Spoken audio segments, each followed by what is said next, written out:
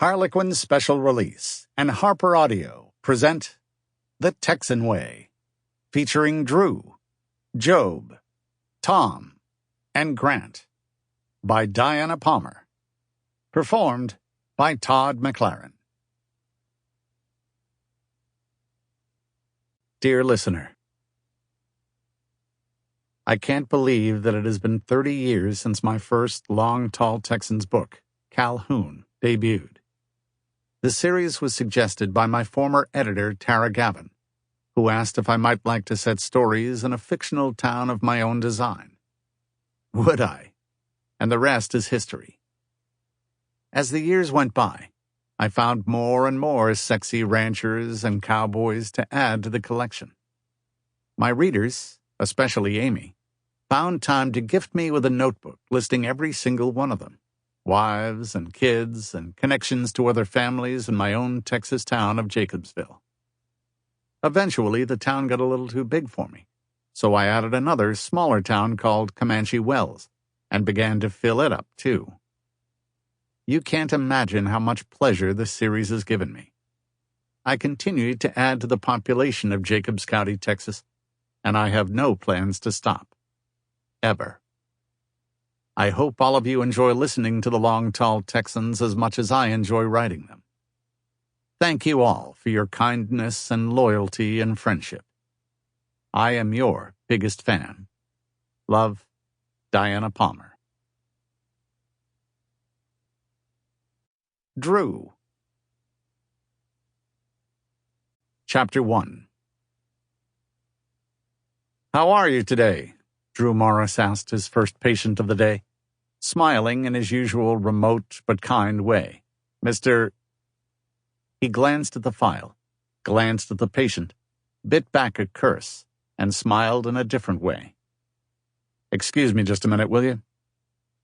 Before the patient could say a word, Drew was out the door and marching down the hall to his receptionist's desk. He threw the file down in front of her with curt irritation. I said Bill Hayes, not William Haney, he said shortly. Kitty Carson grimaced, and the green eyes behind her large, wire-rimmed lenses winced.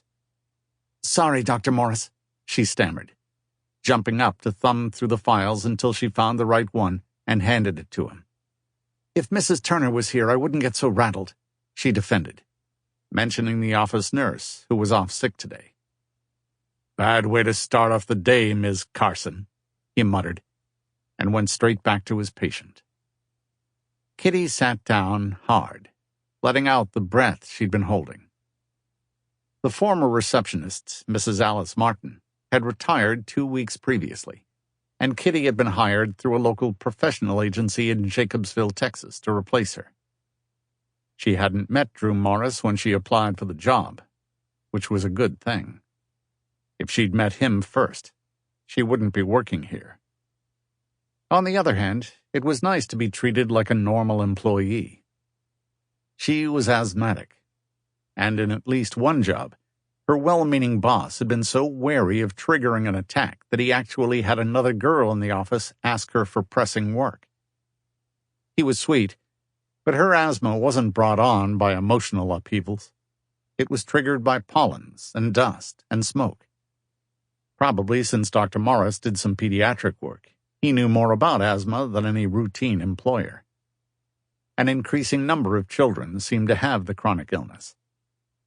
She pushed back a wisp of dark hair that had escaped the huge bun at her nape and stared blankly at the file he'd given her.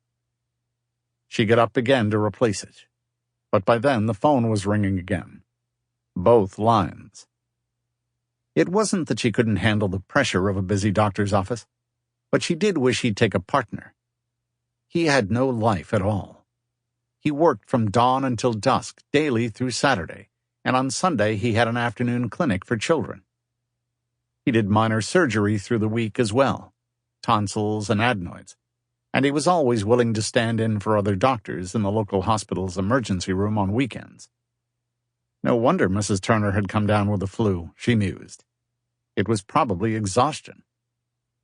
It didn't surprise her that Dr. Morris wasn't married either. When would he have the time? He'd been married Sample complete. Ready to continue?